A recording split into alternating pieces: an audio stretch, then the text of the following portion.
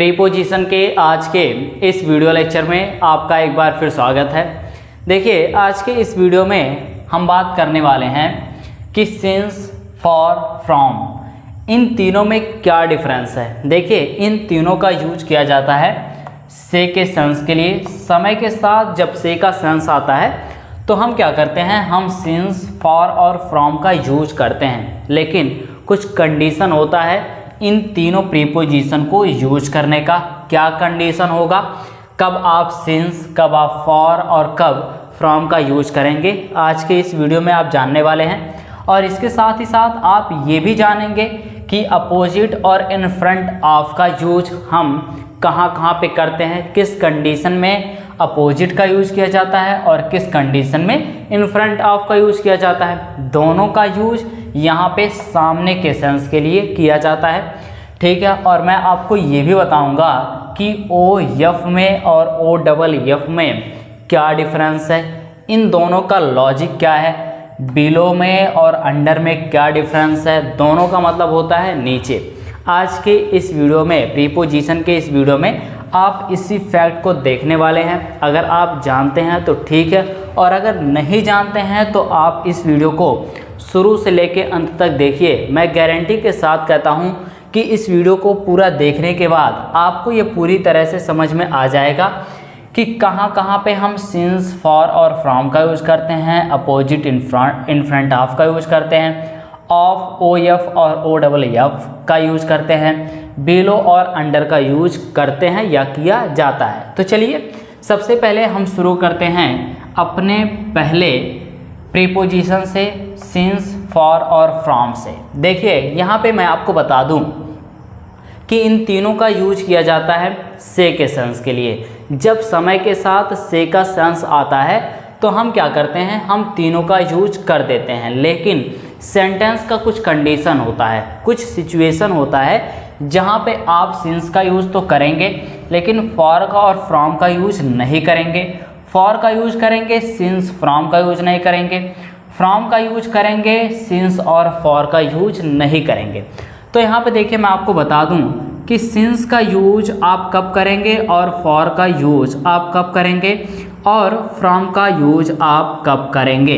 तो देखिए, सिंस का यूज और फॉर का यूज, इन दोनों का यूज आप तब करेंगे जब आपका सेंटेंस परफेक्ट कॉन्टिन्यूअस टेंस का सेंटेंस होगा, तभी आप क्या करेंगे, सिंस और फॉर का यूज करेंगे। लेकिन इसमें भी एक कंडीशन ये है कि जब उस परफेक्ट कॉन्टिन्यूअस टेंस के सेंटेंस में पॉइंट ऑफ टाइम मेंशन किया गया होगा, पॉइंट ऑफ टाइम मेंशन किया गया होगा, तो वहाँ पे आप क्या करेंगे, पॉइंट ऑफ टाइम के लिए सिंस का यूज करेंगे। लेकिन अगर उस परफेक्ट कॉन्टिन्यूअस टेंस के सेंटेंस में पॉइंट ऑफ टाइम नहीं बल्कि ड्यूरेशन ऑफ टाइम मेंशन किया गया होगा, तो आप वहाँ पे क्या करेंगे, आप वहाँ पे फॉर का यूज करेंगे। जब समय के साथ से का सेंस आएगा तब। इसको मैं अभी आपको एग्जांपल के थ्रू बताता हूँ। यहाँ पे फ्रॉम का यूज आप देख लीजिए कि फ्रॉम का यूज हम कब करते हैं।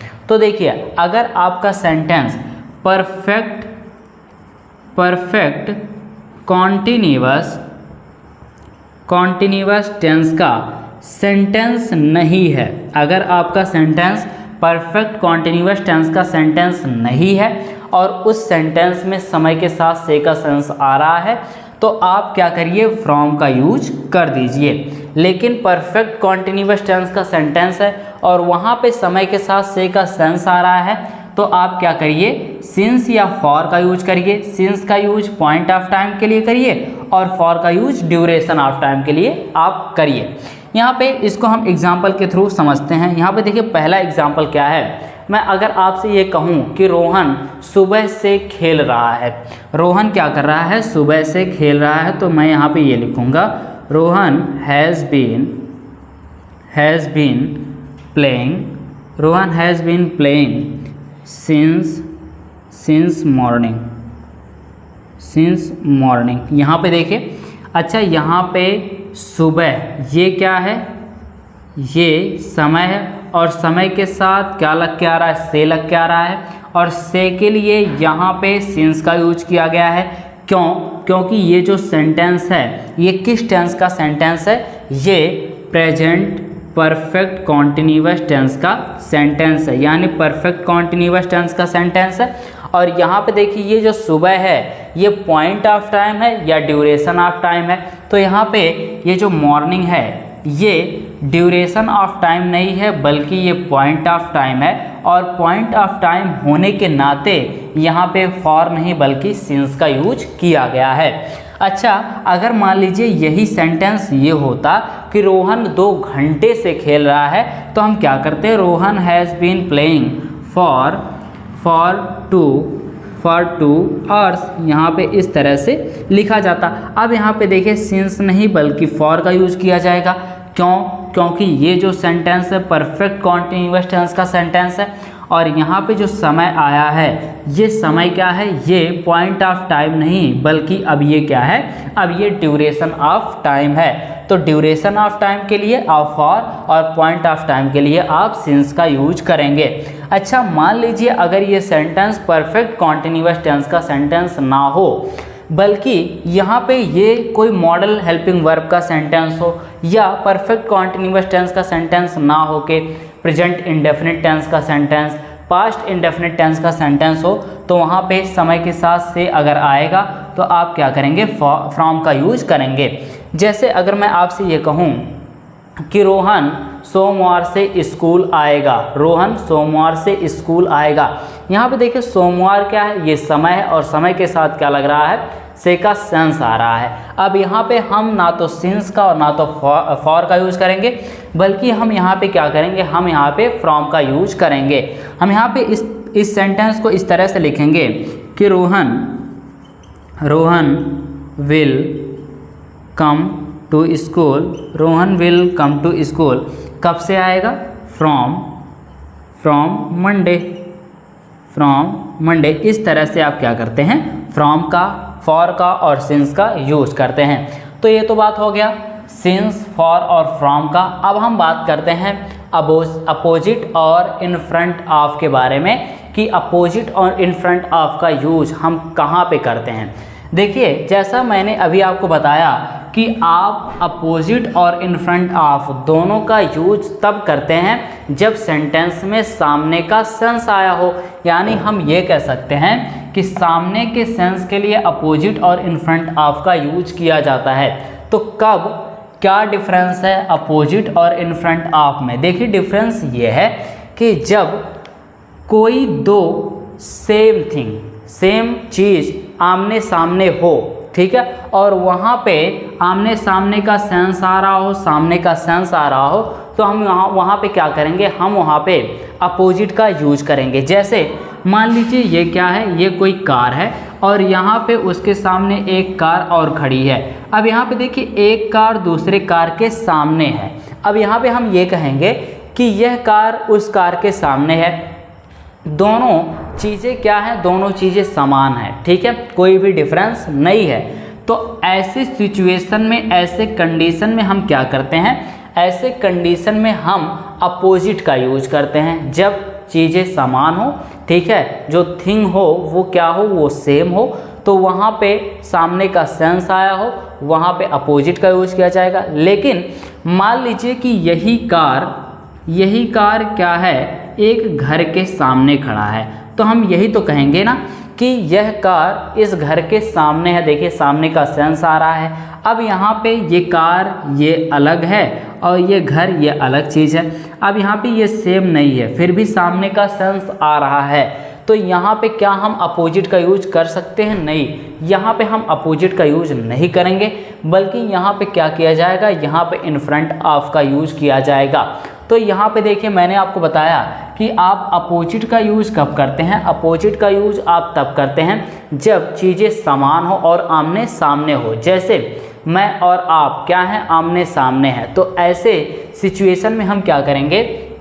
वहाँ पे अपोजिट का यूज करेंगे। लेकिन मैं अगर आपसे ये कहूँ कि आपका मोबाइल आपके सामने है, तो यहाँ पे देखिए आपका मोबाइल क्या आदमी है? नहीं, यहाँ पे आपका मोबाइल एक प्रोडक्ट है, एक चीज़ है, और आप एक सजीव हैं, और आपका मोबाइल क्या है? एक निर्जीव है।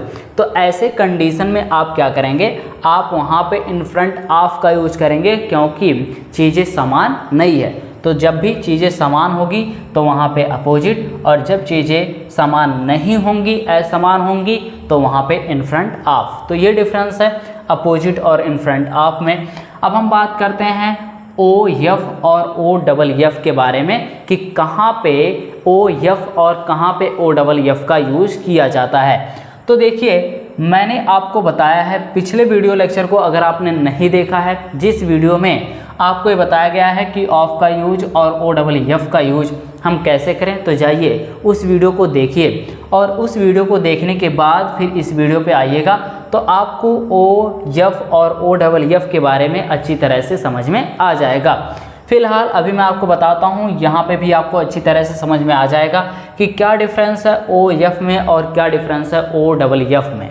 यहाँ पे देखिए, ओ एफ क्या करता है?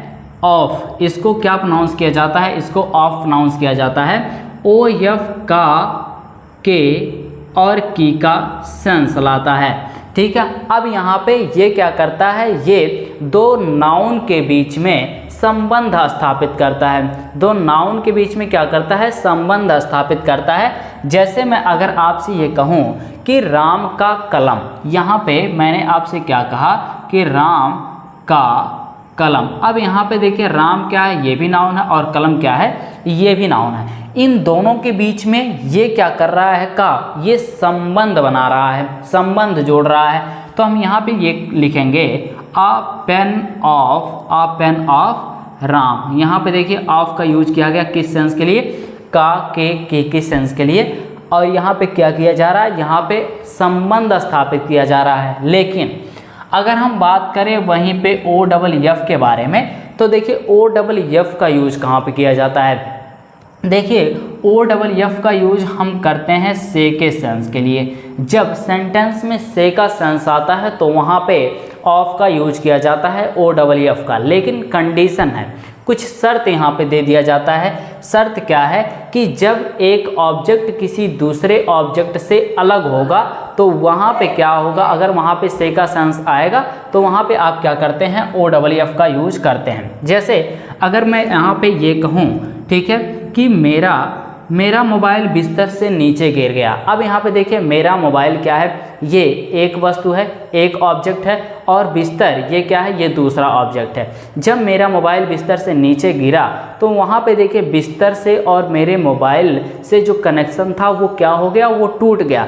तो जब कनेक्शन टूटता है, यहाँ पे अलग होने का सेंस आता है और से का सेंस आता है, तो वहाँ पे आप क्या करते हैं? ओ डबल एफ का यूज करते हैं। लेकिन जब का की का सेंस आता है और संबंध स्थापित करता है तो वहाँ पे आप क्या करते हैं? ओ एफ का यूज करते हैं। तो ये डिफरेंस है ओ एफ और ओ डबल एफ में। अब हम बात करते हैं बिलो और अंडर के बारे में कि कहाँ पे बिलो और अंडर का यूज किया जाता है। यहाँ पे देखिए, अगर मैं इन दोनों के सेंस के बारे में बात करूँ तो बिलो और अंडर इन दोनों का यूज नीचे के सेंस के लिए किया जाता है। जब सेंटेंस में नीचे का सेंस आता है तो वहाँ पे आप क्या करते हैं? या तो बिलो का या तो अंडर का यूज करते हैं। लेकिन कंडीशन यहाँ पे भी है। कंडीशन क्या है कि जब फिजिकली चीज़ों के बारे में बात हो, जैसे यहाँ पे मान लीजिए कोई टेबल है और इस टेबल के नीचे कोई एक पेन गिरा पड़ा है। अब यहाँ पे देखिए, हम क्या कहेंगे? हम यही तो कहेंगे कि यह कलम टेबल के नीचे है, मेज के नीचे है। अब यहाँ पे देखिए, यहाँ पे क्या हो रहा है? यहाँ पे फिजिकली चीज़ों के बारे में बात हो रहा है। लेकिन अगर हम बात करें बिलो के बारे में, तो देखिए बिलो का यूज नीचे के सेंस के लिए तब किया जाता है जब वहाँ पे फिजिकली नहीं बल्कि मेंटली के बारे में बात हो, मेंटली चीज़ों के बारे में बात हो, तो वहाँ पे हम बिलो का यूज करते हैं। जैसे अगर मैं आपसे ये कहूँ कि इस बुरे कर्म से नीचे कुछ और नहीं है, तो यहाँ पे देखिए ये जो बुरा कर्म है ये क्या है? ये फिजिकली नहीं बल्कि ये मेंटली है। तो देखिए, आप अंडर का यूज तब करते हैं जब फिजिकली चीज़ों के बारे में बात हो, और आप बिलो का यूज तब करते हैं जब वहाँ पे मेंटली चीज़ों के बारे में बात हो। तो ये डिफरेंस होता है सिंस, फॉर और फ्रॉम में, अपोजिट, इन फ्रंट ऑफ में, ओ एफ और ओ डबल एफ में, बिलो और अंडर में। तो आज के इस वीडियो लेक्चर में बस इतना ही। मिलते हैं आपसे जल्द ही एक नए वीडियो लेक्चर में एक नए टॉपिक के साथ।